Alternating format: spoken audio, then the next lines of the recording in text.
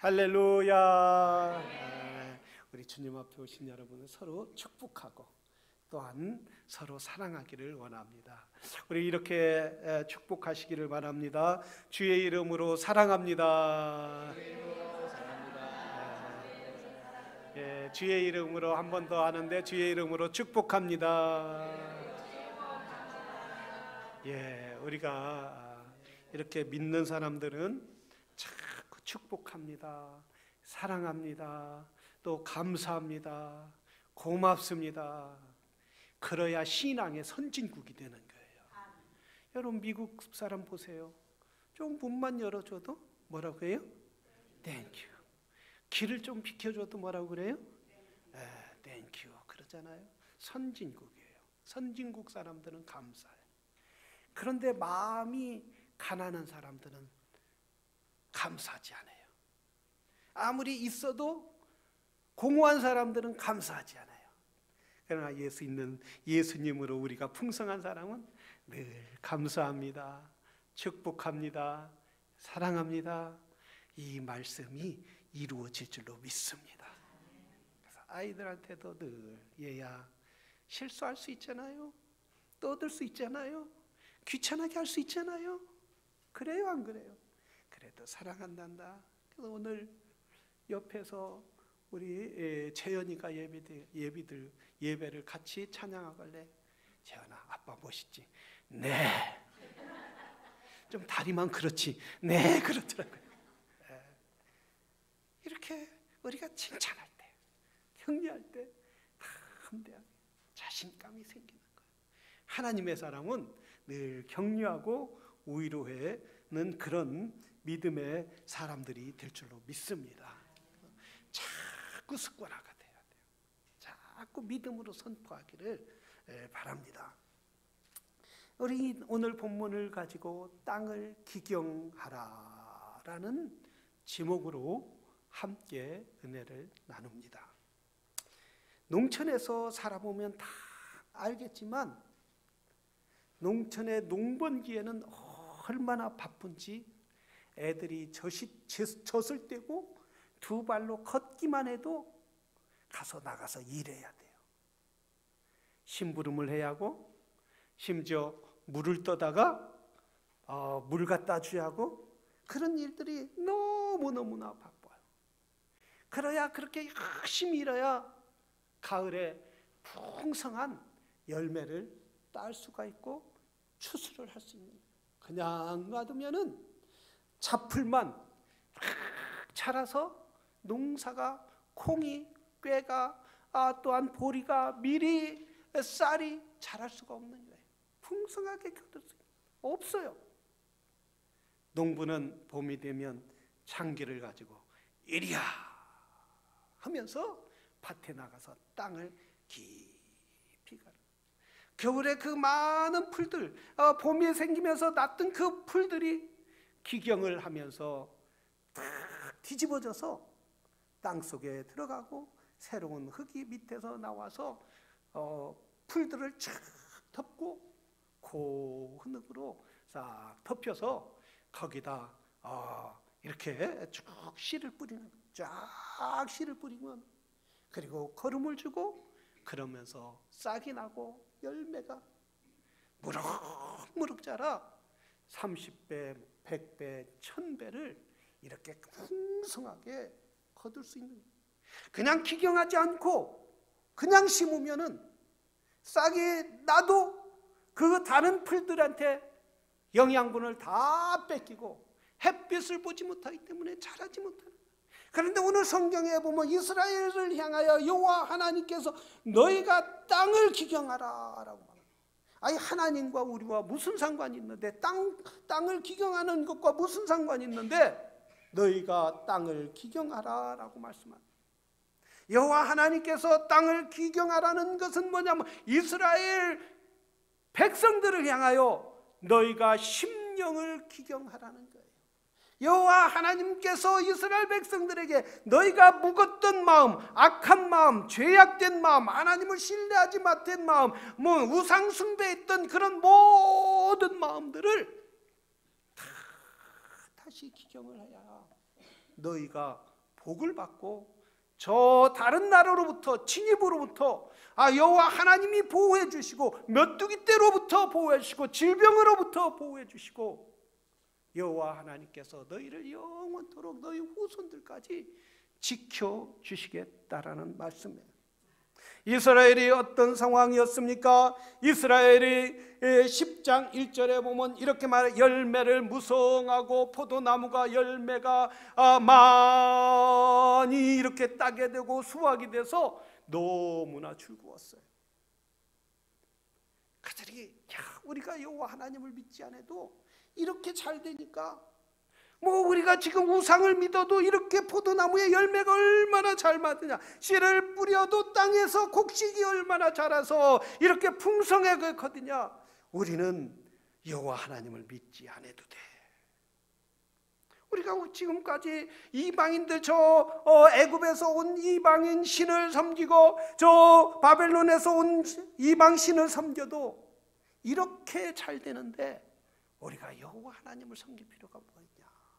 이렇게 이스라엘 백성들이 여호와 하나님을 떠나게 됐다. 여러분, 우리 주위에서도 잘 나가고 있는 사람들이 저 사람이 교회에 오면 얼마나 좋을까, 저 사람이 예수님을 잘 믿으면 얼마나 교회에 덕이 되고 또 전도의 힘이 될까. 그런데 그분들이 교회는 안 나오고 또 그 사람들이 목사님, 집사님 전도하는데 저 사람들 교회도 안 다니는데 왜 이렇게 잘 돼요? 이런 분들이 우리 주위에 있어요, 없어요? 그렇죠, 있단 말이죠. 그런데 오히려 그분들은 교회를 안 다녀요. 그래, 오히려 그렇게 교회를 잘 다니는 당신이 나보다 잘 살아? 교회를 다니는 당신이 나보다 옷을 잘 입어? 나는 다 명품 옷이야? 이렇게 자랑하는 사람들이 있어요. 한국이 있죠, 명품 옷을 가장 많이 사는 나라라는 거예요. 얼마나 많이 사냐 하면은 구찌 무슨 똥? 똥이 있잖아요. 루비똥, 이거 똥이야, 똥 완전히. 그런데 그런 걸 명품 막 몇백만 원짜리를 사는데 미국은 그 회사들이 한국에 열려고 그렇게 애쓴다는 거예요. 미국은 1년에 평균적으로 2,400불 정도 명품을 산다는 거예요. 그 똥을 산다는 거예요. 240만 원 정도의 평균적으로 사는데 한국 사람들은 얼마를 사느냐 하면 320만 원 정도 명품을 구입한다는 거예요. 그래서 왜 명품을 구입하느냐 하면 신분이 상승되는 것 같다. 옷 입고 가방 이러고 다니면 내가 딴 사람보다 더 높아진다는 거예요. 높아지는 느낌이고, 어디 가면 요거 들지 않으면, 그 똥을 들지 않으면 취급도 안 해주는 것 같아서 사람들은 그걸 산다는 거예요. 그래서 그 회사들이 한국에 열려고 그렇게 했어요.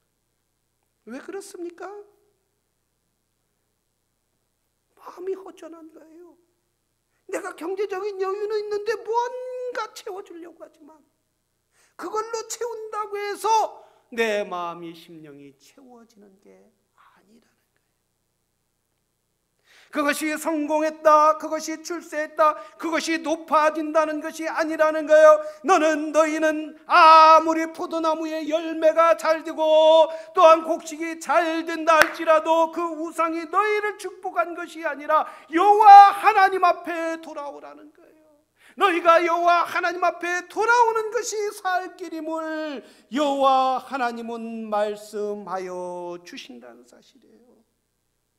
여러분, 우리 하나님 앞에 온전히 돌아오는 믿음의 사람들이 되기를 주의 이름으로 축원합니다. 내가 주님보다 더 사랑하는 것이 무엇이 있는지, 내가 주님보다 더 귀하게 여기는 것이 무엇이 있는지 내 자신을 돌아보고, 하나님, 내가 하나님을 가장 귀하게 여길 수 있는 믿음의 사람이 되게 해 주시옵소서.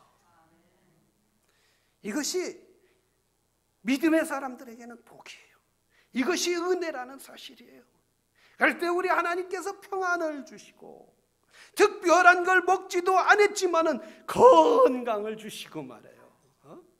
그런 은혜가 있게 돼요. 사업을 해도 잘 되는 역사가, 하나님께서 가난하게 이민 왔지만은 하나님이 열어주는 역사가 있는 거예요.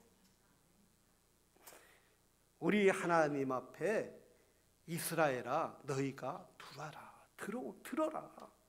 우상을 다 버리고 너희가 생각하는 모든 것을, 악한 것을 버리고 여호와를 섬길 때 여호와 하나님께서 너희를 보호해 주시는 그런 역사를 경험하게 된다는 거예요.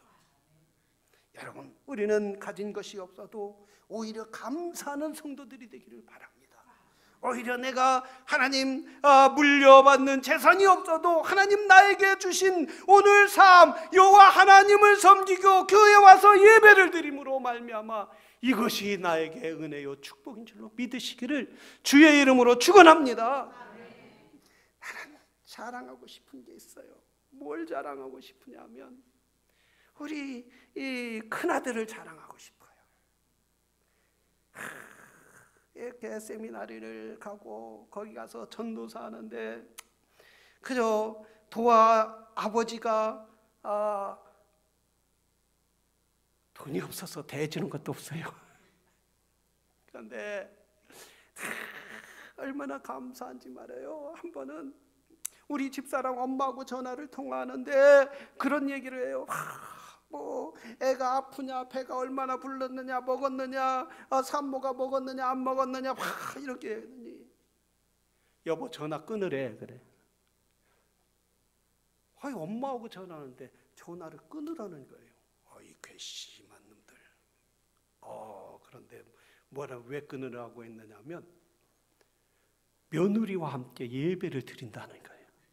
가정 예배를 둘이서 가정 예배를 드린다.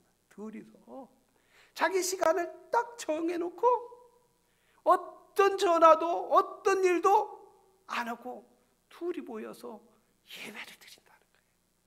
여러분, 젊은 사람들이 그렇게 둘이 모여서 예배 드리기가 쉬워요? 나가서 쇼핑하고 싶고 영화 보고도 싶고 또 술 이것도 먹고 싶고 또 여러 전도사가 그러면 안 되겠지만 얼마나 유혹이 많겠어요. 그런데 예배드리는 사람이, 하나님 중심으로 사는 사람이 유혹이 와도 글로 빠지겠어요? 유혹이 와도 그 방향으로 친구들이 유혹하러 간다 해도 하러 온다 해도 글로 가겠느냐 이거예요. 그러나 하나님을 중심으로 이렇게 온전히 드리는 사람에게는 어떠한 유혹이 와도 환난이 와도 이길 수 있는 힘이 되는 거예요.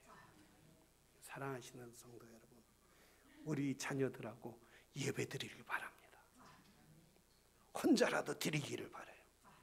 혼자 드리기 쑥스러우면 성경이라도 읽으시길 바랍니다.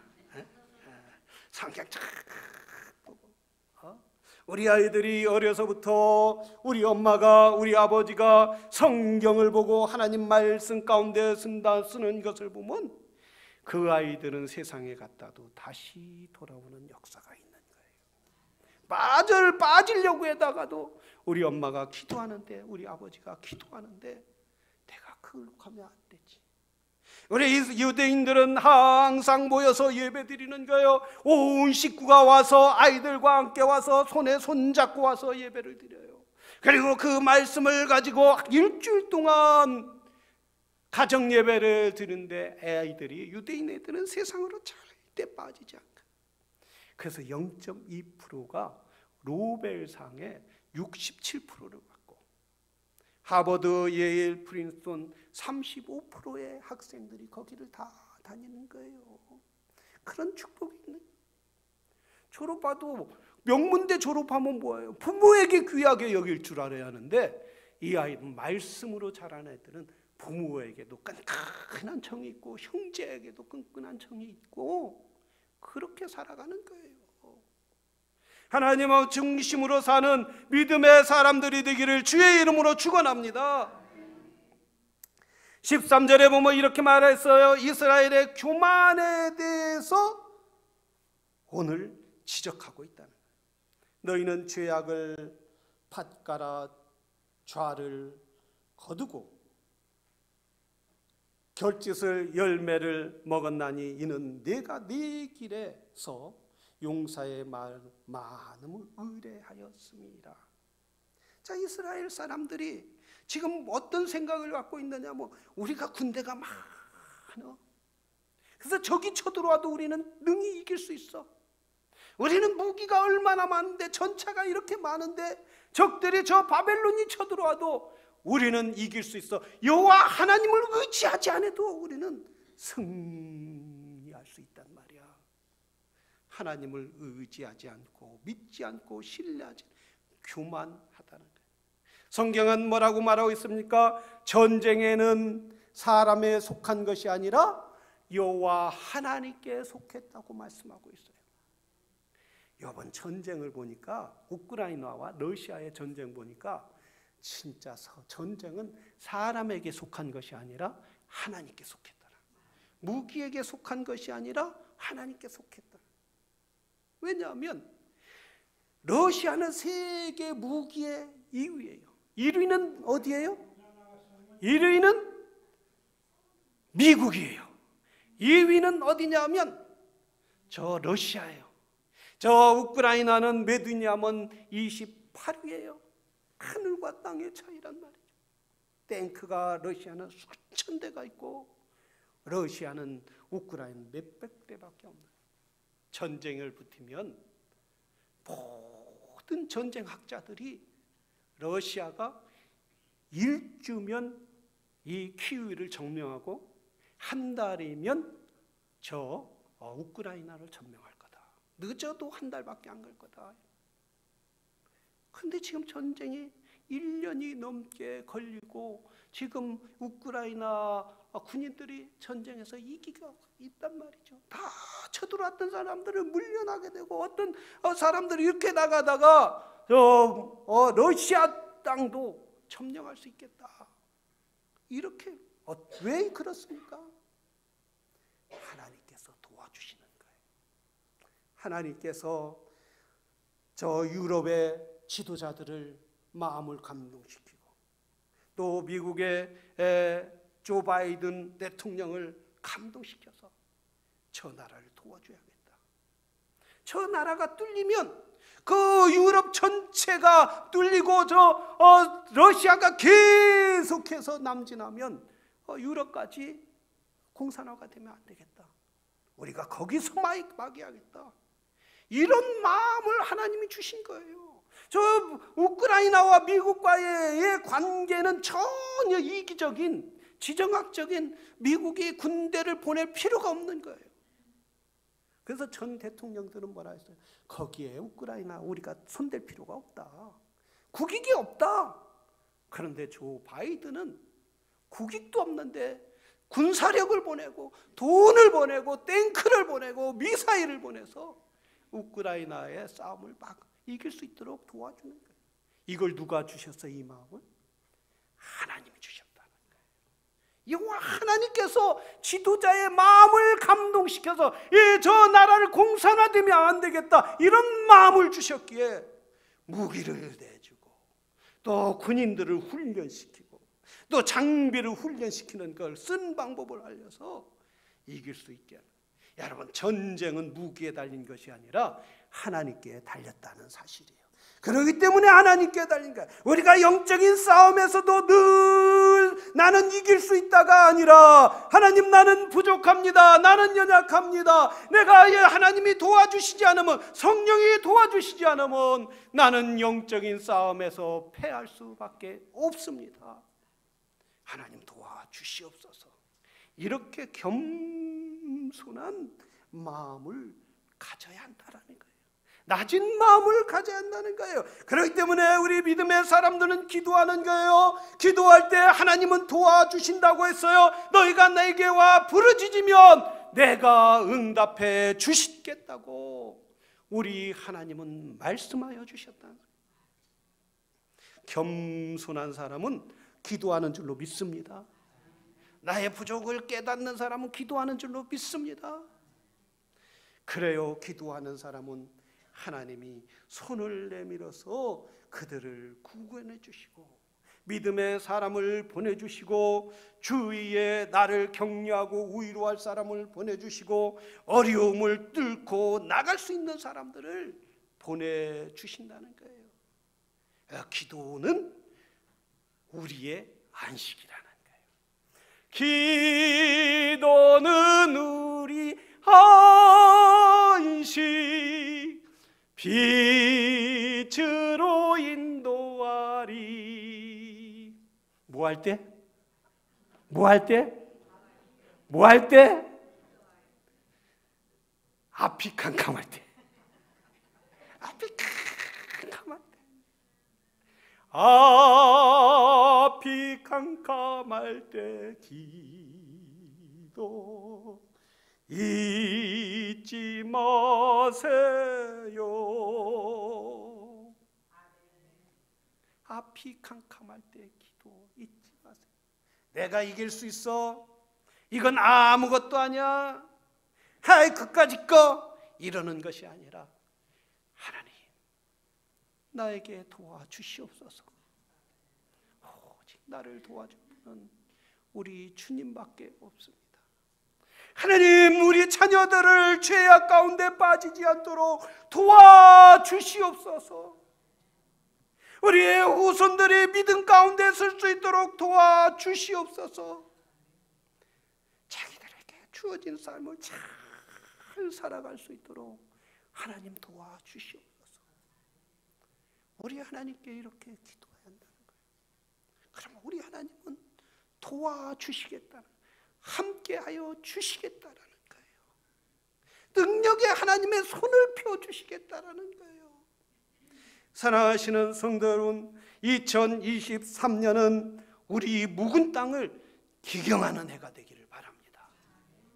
깊이 동부가 땅을 파서 그 앞에 많은 잡초가 난 것을 다시 뒤집듯이, 그래서 그 뒤집은 땅에 곡식을 심듯이 곡식을 심어서 30배, 100배, 10,000배 열매를 맺듯이 하나님 2023년 내 강팍한 마음을 기경하게 해 주시옵소서. 교만한 마음을 기경하게 하여 주시옵소서. 믿음이 없는 마음을 기경하게 하여 주시옵소서. 허용된 마음을 기경하게 하여 주시옵소서. 그래서 내 삶에 하나님의 영광으로 가득 찬 복된 삶을 살아갈 수 있도록 축복하여 주시옵소서. 우리 다 함께 기도하겠습니다. 우리 시간 그렇습니다. 농부는 기경하지 않으면 땅은 농사를 맺을 수 없습니다. 우리 영혼이 우리 하나님 앞에 갈리지 않고 우리 영혼이 교만했다면 하나님이 이제 기경하게 해 주시옵소서. 갈아엎게 해 주시옵소서. 그래서 새 땅, 새 영, 새로운 마음으로 우리 하나님 앞에 온전히 드릴 수 있도록 주님 도와주시옵소서.